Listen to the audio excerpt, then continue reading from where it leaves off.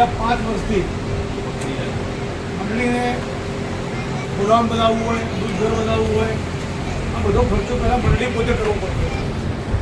પણ આપણે આભાર માનીએ આપણા ગુજરાત સરકારના મુખ્યમંત્રી આદરણીય ભૂપેન્દ્રભાઈ પટેલ સાહેબ કે આ યોજના શરૂ કરી અને 5 લાખ રૂપિયા મંડળીના મકાન માટે અને 5 લાખ રૂપિયા ગોડાઉન માટે બે પ્રકારની સહાય મંડળીને મળતી હોય. એના કારણે આ જે પણ ખર્ચો કરવાનો થશે એમાં 5 લાખ રૂપિયા આપણા ગામમાંથી ઉઠા કાઢવા પડશે તો એ પૈસા આપણા ઘર સુધી આવે. એ જ પ્રકારે અહીંયા બલ્ક કુલર લાગેલું છે.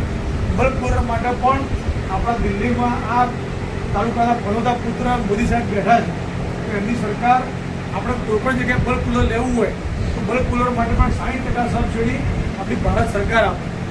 આ બધા જે કામો થઈ રહ્યા છે, આપણું મિલ્કિંગ મશીન હોય, EMCS હોય, આ બધી જ વસ્તુઓ માટે ભારત સરકાર અને ગુજરાત સરકાર બંને સરકારો મળી અને આપણને સહાય કરતી હોય. આ સહાય કરવાનું એક કારણ એ છે કે આપણી મંડળીઓ મજબૂત બને, આપણી સહકારી પ્રવૃત્તિ મજબૂત થાય અને ગામની અંદર જે આપણે પશુપાલન કરીને કામ ચલાવીએ છીએ એની અંદર ઓછામાં ઓછો ખર્ચો પડે અને બધી સગવડો ઊભી થાય અને એના દ્વારા જે પણ ફાયદો થાય એ આપણા ગામ સુધી પહોંચે. આજે અહીં અમૂલના પાર્લરનું પણ ખાતમુહૂર્ત થવાનું છે તો હું આપને વિનંતી કરું કે જેમ બને એમ જલ્દી આ પાર્લર તમે બનાવીને શરૂ કરજો.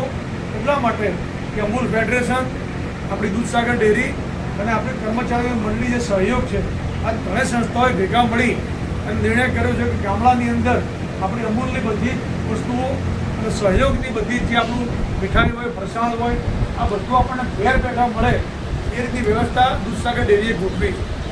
આ પાર્લર થવાથી ફાયદો એ થવાનો કે તમારા ગામની અંદર દૂધસાગર ડેરી દ્વારા રોજ તાજી વસ્તુ ઘેર ગામમાં પહોંચાડવામાં આવશે અને એ તાજી વસ્તુ તમને મળશે. બીજી પ્રાઇવેટ વસ્તુ ઘણી વેચાતી હોય, પ્રાઇવેટ ડેરીની વસ્તુઓ પણ આઈસ્ક્રીમ, શ્રીખંડ આ બધું વેચાતું હોય, એની ક્વોલિટી કેવી હોય છે તમને ખબર છે. અમૂલની ક્વોલિટી એટલે 1 નંબરની ક્વોલિટી, એટલે સહયોગ પણ આપણું 1 નંબરની ક્વોલિટી બનાવતું હોય. તો આપણા ગામની અંદર આપણા બાળકોને, આપણા પરિવારને આપણે અમૂલ પાર્લરમાંથી જ વસ્તુ ખરીદી અને આપીશું તો એનું આરોગ્ય પણ સારું રહેશે અને સાથે સાથે આ પાર્લર એ તમારી મંડળી પોતે બનાવવા જોઈએ.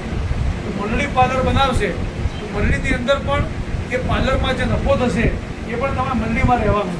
એટલે વર્ષના અંતે મનામાં અશ્વિનભાઈ કાગળ આપ્યો કે આ વખતનો ભાવ ફેર 25,96,000 કાઢેલ. આ વખતનો ભાવ ફેર ગઈ વખતે ડેરીમાંથી તમારે ત્યાં ભાવ ફેર 45,37,000 રૂપિયા આવ્યા હતા. આ વખતે પણ સારો ભાવ વધારો સંઘ તરફથી આવશે. તો એક વધારો આપણો સંઘમાંથી આવે, એક વધારો આપણો મંડળીનો, હવે ત્રીજો વધારો પાર્લર જેટલું ચાલશે તો પાર્લરમાં જે નફો થશે એ પણ એમાં ઉમેરી જશે. એ પણ તમારે ઘર સુધી આવવાનું. એટલે પાર્લર તમારું પોતાનું ગામનું માલિકીનું પાર્લર છે એમ સમજીને આપણે એનો મહત્તમ ઉપયોગ કરવો જોઈએ. પાર્લરમાં જે વસ્તુ મળતી હોય એ ત્યાંથી જ ખરીદવાનું આગળ રાખીશું તો 100% આપણા મંડળીને ફાયદો થશે અને ગામના આરોગ્ય માટે પણ ખૂબ ફાયદાકારક રહેશે. દૂધસાગર ડેરીની વાત કરીએ તો આજથી 5-5.5 વર્ષ પહેલાં તમે બધાએ જે વિશ્વાસ મૂક્યો, જે પરિવર્તન થયું એના કારણે દૂધ મંડળીમાં જે વધારો આવતો હતો એના કરતાં વિશ્વાસપૂર્વક કહી શકીએ આજે કે દૂધ એટલું હોય તો પણ ઘણો વધારો દૂધસાગર ડેરી તમારી મંડળીમાં મોકલે છે. તો આ થવાનું કારણ તમે મૂકેલો વિશ્વાસ અને વિશ્વાસ મૂક્યા પછી શાસન બદલાયું. એ શાસન બદલાયું તેની અંદર વહીવટમાં પારદર્શિતા આવી, વહીવટમાં કરકસર ઊભી થઈ. તેના કારણે દૂધસાગર ડેરીનો નફો વધ્યો છે. 2020ની વાત કરીએ તો આપણે એ વખતે લગભગ આપણો નફો 4-5% જેટલો આવતો હતો સંઘ તરફ. રકમ આખા બધી જિલ્લા માટે હોય તો એ 100 કરોડ કે 125 કરોડ જેવી રકમ નફાની જાહેરાત થતી હતી. ત્યાં બધા જ વડીલો બધાને ખબર છે, બધા જૂના માણસો છે. 2021ની અંદર પહેલી સાધારણ સભા મળી અને એક જ વર્ષની અંદર દૂધસાગર ડેરીએ નફો જાહેર કર્યો 321 કરોડ રૂપિયા. એક બાજુ 125 કરોડ, એક બાજુ 321 કરોડ. તો આ સીધો 3 ગણો નફો જે આવવા માંડ્યો એ તમે મૂકેલા વિશ્વાસનું પરિણામ છે. તમે કહ્યું પ્રમાણે વહીવટમાં કરકસર હોય, વહીવટમાં પારદર્શિતા હોય તો એની અંદર પૈસા વધતા હોય. બીજા વર્ષે પણ આપણો નફો 375 કરોડ રૂપિયા થયો. ત્રીજા વર્ષે નફો આપણે 402 કરોડ જાહેર કર્યો. ગયા વર્ષે આપણો નફો 437 કરોડ રૂપિયા જાહેર કર્યો. એ લગભગ બધી મંડળીમાં 14% જેટલો નફો બેઠો હતો. તો આ 4%માંથી 14% પહોંચ્યા એનું કારણ વહીવટની પારદર્શિતા, તમે મૂકેલો વિશ્વાસ તો આપણી મંડળી પણ આ પ્રમાણે કામ કરે અને એના દ્વારા જે પણ ફાયદો થાય એ આપણા પશુપાલક સુધી પહોંચે એ આપણે બધા સાથે મળીને કામ કરીએ.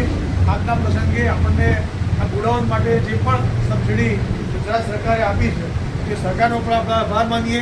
હજુ પણ આવનારા દિવસોમાં જે પણ સહાય સરકાર દ્વારા મળતી હોય એ મહત્તમ સહાય આપણી બધી મંડળીઓને મળે એટલા માટે આપણે એક અધિકારી પણ મૂકેલા છે કે તમે ખાલી અરજી કરો અને બધું બાકીનું ફોલોઅપ કરવાનું કામ સરકારમાં જઈ પાસ કરાવવું બધું આપણા અધિકારી કરતા હોય.